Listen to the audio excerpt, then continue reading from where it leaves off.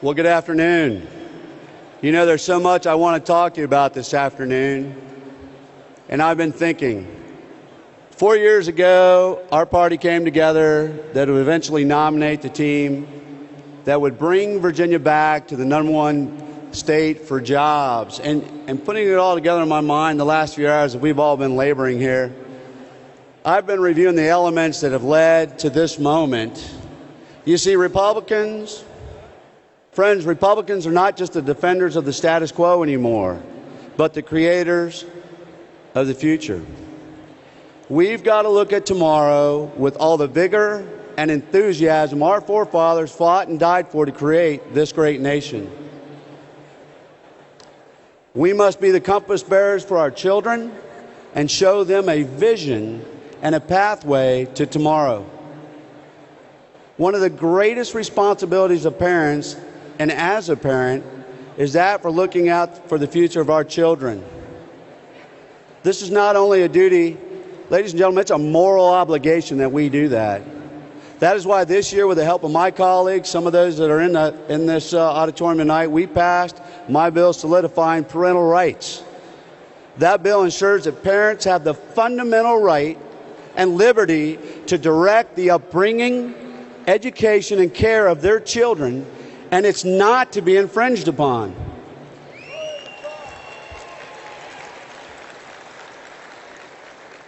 Folks, Proverbs 29:18 says, "Where there is no vision, the people perish."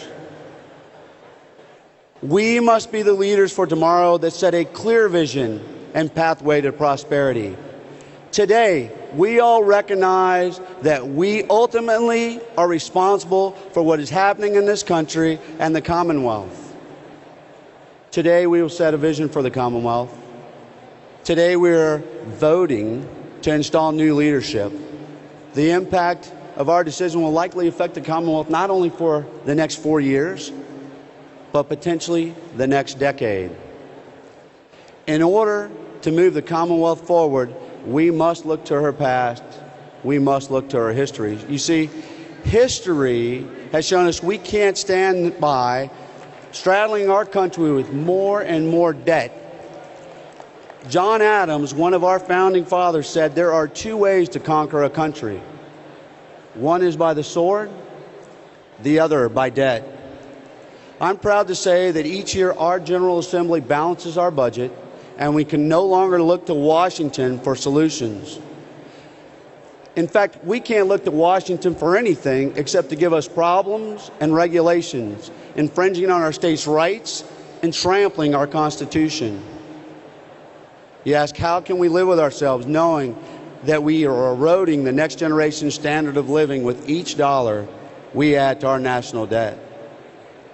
Ladies and gentlemen, today, the moment is ours, and we must seize it. There's a lot of work to do. I know you're tired. I know we've been going through a lot, but we must prolong and protect the prosperity so it doesn't become just a passing phase, a natural adjustment between periods of recession. We must move further to provide incentives and make the Commonwealth the best place in the world to do business. We must institute a fair tax system, turn the current one on its ear. You see, there's a natural support in our country and our state for a simplified tax system with still lower rates, a broader base, and everyone paying their fair share and no more. We must eliminate unproductive tax credits. You see, Virginians are fair-minded and common-sense people. They understand these things. We must institute policies to help businesses grow. As a small business owner, I struggle with it each day. I'm trying to hire more people, but we have to work to scrap government regulations that tie my hands and your hands and entrepreneurs' hands as small business owners. Ultimately, it's becoming increasingly difficult to discern what is the vision for America. Are we willing to think for ourselves, or do we believe the media pundits in the back of the room that give us all the answers? Our founding fathers placed so much emphasis on nurturing a well-educated populace because they knew that our system of democracy could not long survive the ignorant and uncaring citizens who could be easily manipulated by slick politicians. As we enter this next election cycle with Ken Cuccinelli leading our ticket, I hope each of you will be willing to take a step back and ask the question, what is of crucial importance to me and the future of our Commonwealth and our nation?